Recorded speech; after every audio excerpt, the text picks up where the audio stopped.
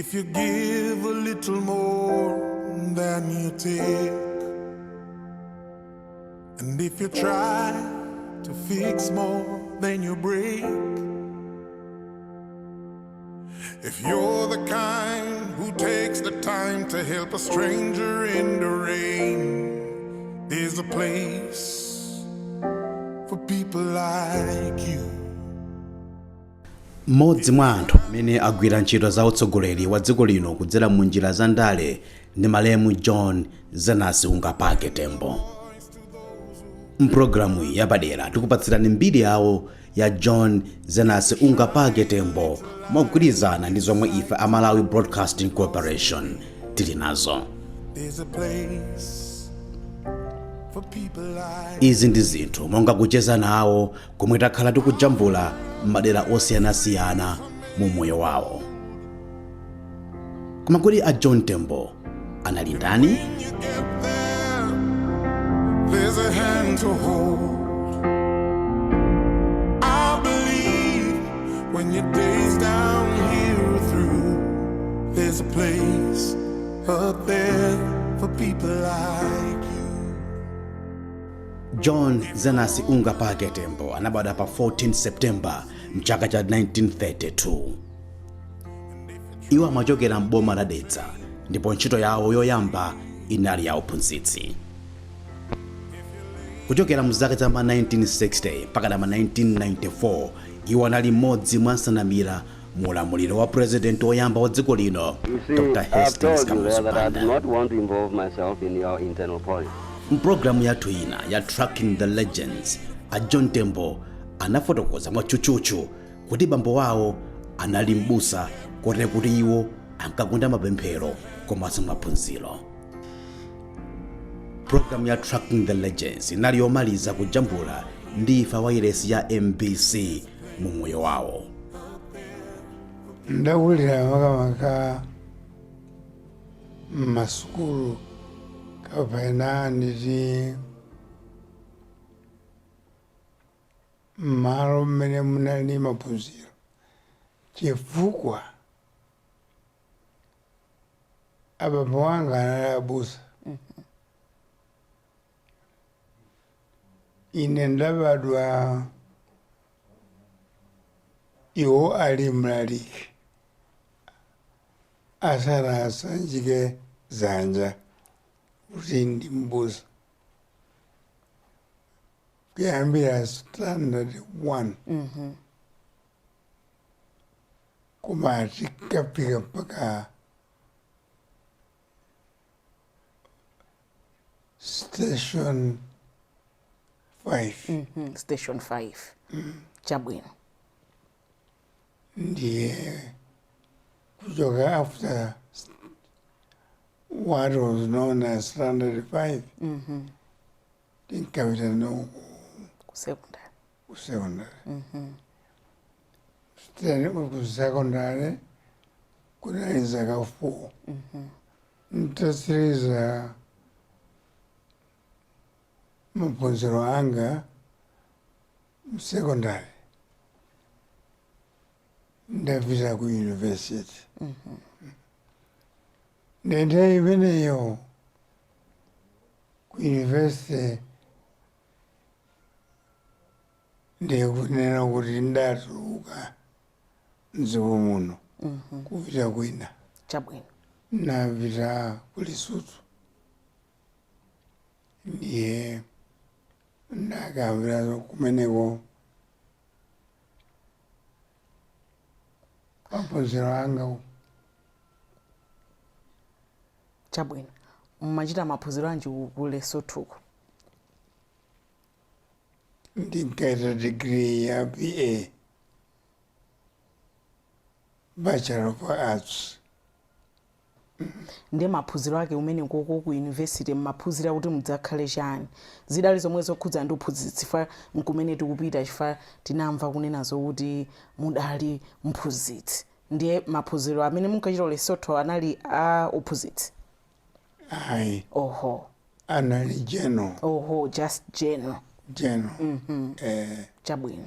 Koma kuti ntchito zimene zinalipo kupezeka kwa anthu ngati ine ndi digiri ngati imene ndakatenga ine imakhala ndophunzitsa uphunzitsiwo chabwino.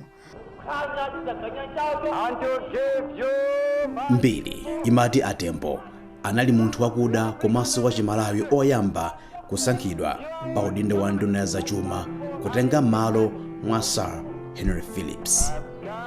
A John Tembo anagwira ntchito maunduna komanso kukhala maudindo awo pa mpando amabungwe osiyanasiyana aboma mzaka zambiri ndithu. Iwo pa nthawi ina anali governor wa Reserve Bank ya Malawi ndipo anatumizidwa kunja kwa dziko lino kupita ku United States of America, nyumba ya US Congress, kwa zaka ziwiri kuti akaphunzire zamene boma la democracy limayendera. Ndipo atabwera mu chaka cha 1989 iwo anasankhidwa kukhala pa udindo wa nduna opanda umwinimwini, kapena kuti minister without portfolio. Wayang'anira abantu kuti wanthu azazimva kukoma wasati president amene azimva kukoma tikufana pano. Ndipo mdziko muno pa 17 May chaka cha 1994 munachitika chisankho cha zipani zambiri zimene zinachititsa kuti boma la nthawi imeneyo la Dr. Hastings Kamuzu Banda lilephere kwa Dr. Bakiri Muluzi. Kwa zaka 10 Dr. Bakiri Muluzi ndiyemwe anali president wa dziko lino mpaka na pamene chisankho chinanso chinachitika mu chaka cha 2004 pamene a John Tembo anapikisana nawo pa udindo wa upresident wa dziko lino. Politics is not about last year. Politics is about today, about tomorrow.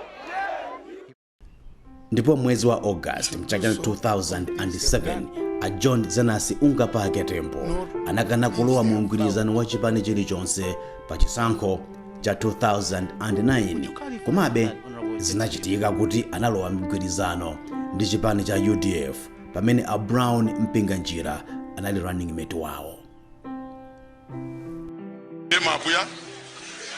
Mabuya wakuweke mapase ni moni wanto.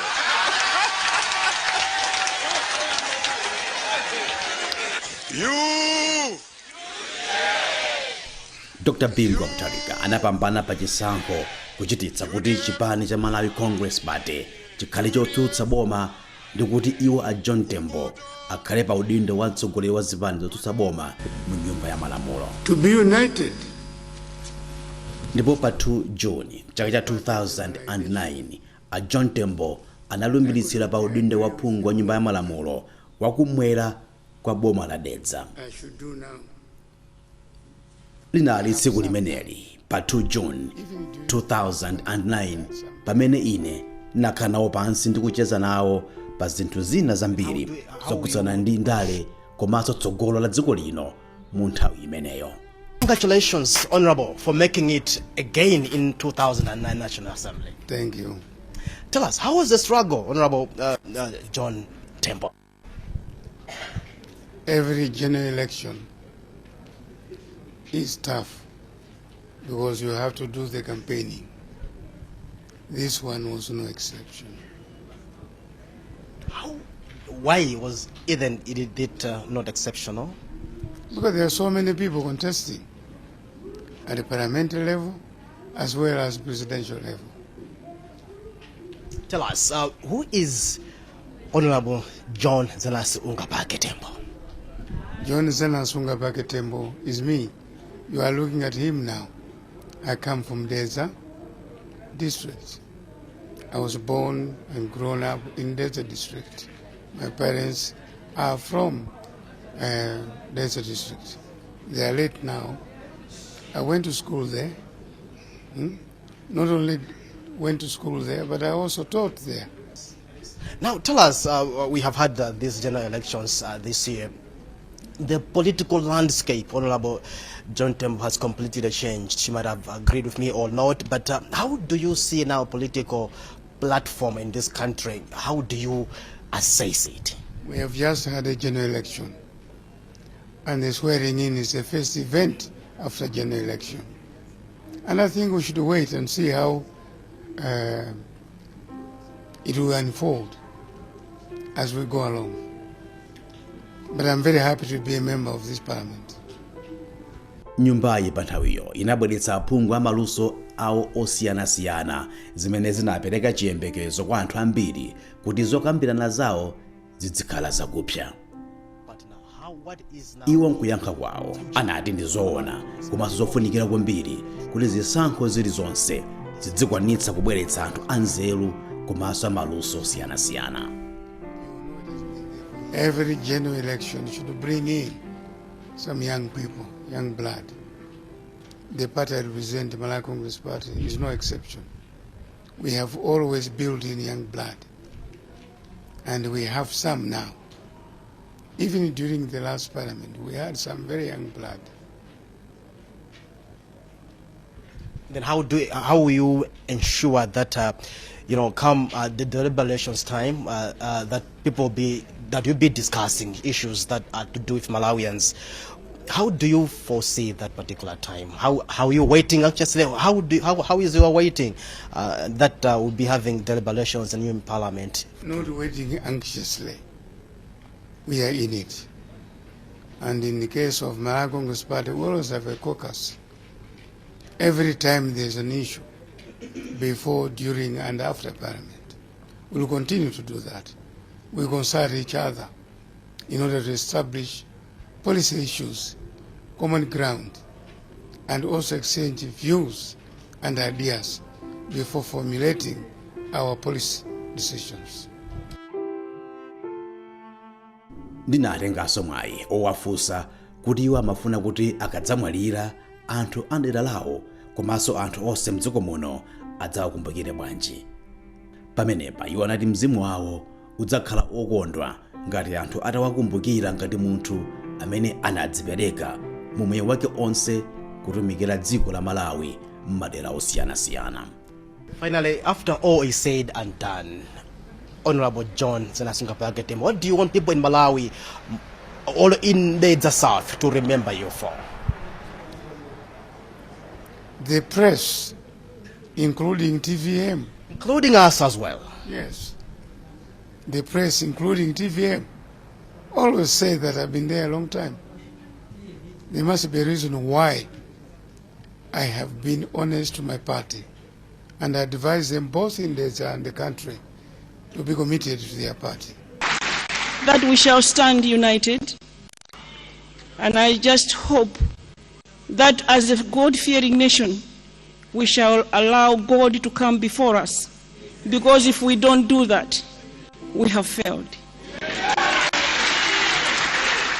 Mchaka cha 2013, Dr. Joyce Banda ali president wa dziko lino kutsatira imfa ya president Dr. Bingwa Mutharika, a John Tembo anali mtsogoleri wotsutsa boma mu nyumba ya malamulo. Iwo poyankhula kutsatira kwa kutsegulira kwa nyumba ya malamulo yooneka ndondomeko ya zachuma mchaka cha 2013, iwo anapempha aphungu onse ambali ziwiri kuonetsa mgwirizano wawo pa zokambirana zawo. Mprogramu yathu ya Parliamentary Highlights kapena kutiza ku nyumba ya malamulo, iwo anafotokozera mtundu wa Malawi kuti nyumba ya malamulo ndi ya munthu wina aliyense. First to respond to the State of the Nation address was Leader of Opposition and MCP, John Tembo. Tembo emphasized on the need for the August House to remain united, since as MPs they represent all Malawians regardless of political affiliations. He commended government in some areas and also expressed his concern on a number of areas that he feels the government should have done better. I would like to express my sincere gratitude to you for giving me this opportunity to respond to the State of the Nation address delivered by the State President, Her Excellency Dr. Joyce Banda, on Friday,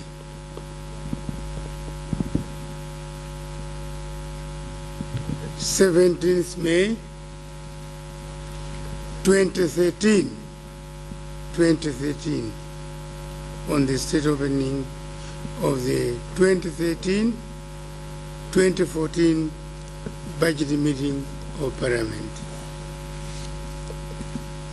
Mr. Speaker, sir,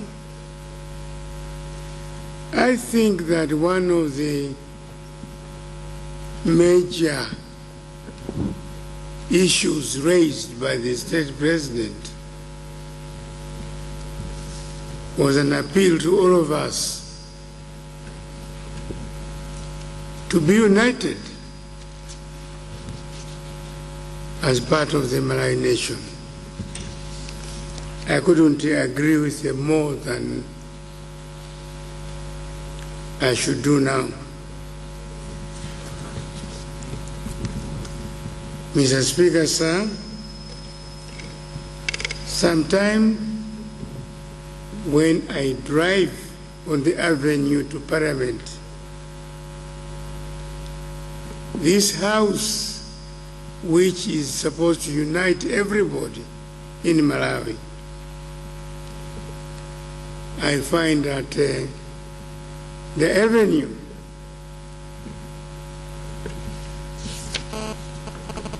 is dressed in party colors rather than the national flag. ndipo pokambapo za ndondomeko ya zachuma choyendetsera dziko lino iwo anati nkulakwa kumafunsa mafunso ena amene ndongofuna kuchititsana manyazi malo momakoza zinthu. Finally, and most finally, leader of opposition in the National Assembly, John Tembo, is of the view that some of the questions being raised by some opposition members of parliament should not be directed to the current administration. The opposition leader made these remarks in this interview with Emmanuel Tuala. Well, as you see, members of the opposition are asking many questions. But in fact, the questions are meant to go to the previous government, not the new Joyce Band agreement, government. So in that way, it's not satisfactory, because obviously, except one question or two questions, they are asking what has happened before. So you can understand the problem which the finance minister has, Dr. Lipenga. He has to answer questions for which he is not responsible. In this particular period, he has been finance minister under President Joyce Banda. So that is what I find unsatisfactory. But otherwise, in terms of the smooth running of the Committee of Supply, I think it is successful. Comparing to last year, would you compare the two, how the progress is being made in the House in terms of Committee of Supply, the progress that you're making? Except for the reservations I have made, this one is going through smoothly, but with jerks, because obviously people know that question is meant for the DPP government, which is not there. And how do you want it to proceed from now onwards? We've got about some 3 days to go before... For me, let it pass quickly. It's a useless exercise in terms of taking government to task. Because if you take a government to task, you should do so on things they have done, not on things they have found. Would you clarify on that, Honorable John Tembo? Well, how long has the Joyce Banda government been in power? Is it more than a month? Is it more than 2 months? Maybe it is less. What have they done of their own? Cleaning up the mess which was created by the DPP government. But they have to answer all the questions which are directed towards government. They have to answer because of constitutional provision. But otherwise, none of their creation. Komabe, anthu ambiri akhala akufuna kuti nkuluyu alembe buku lomwe litafotokoze mbiri ya dziko lino pa nkhani za ndale. Iwo nkuyankha kwawo anati ndithudi anthu amafuna adi izi koma akuti mwina silingakhale buku ayi. Pamenepa iwo anati amakondwa kwambiri kamba kuti anawo onse anaphunzira komanso kuti ndiokonda kupemphera. Ndinawo ana ndipo onsewo anaphunzira. Zimenezo ndimakondwera nazo kwambiri ifo aliyense amaziyang'anira yekha. Komanso moyo wa Chikhristu ndimakondwera nawo kwambiri. Moyo wosokonekera ayi sindigwirizana nawo. Ndiye ngandiona ine pano ndi ana anga, ana amenewo onse ndi Akhristu. Pa za mayina awo kuti amatanthauzanji komanso kuti munthu ukhoza kukhala bwanji ndi mayina anayi ngati John, Zenas, Ungapake Tembo, iwo anafotokozera MBC kudzera mpulogalamu ya Tracking the Legends motere. Dzina la Zenas Ungapake. Ena umamva ya dzina limene ili ndinapatsidwa mwina chifukwa cha zakuti. ayi dzina la Zenas linali abambo anga. Ana Zenas. Ungapake ana abambo awo kapena gogo wanga. The full name John Zenas Ungapake Tembo.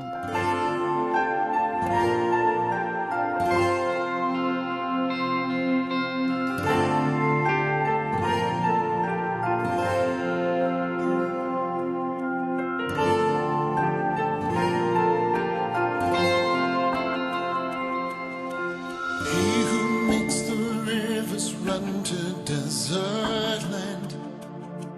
He who makes a pathway in the wilderness. He who makes the sun to rise and rain to fall. The God of Israel, the Lord of all. Baruch atah Adonai. Blessed is the Lord who reigns, our God most high. Baruch atah Adonai. Blessed is the Holy One, the Maker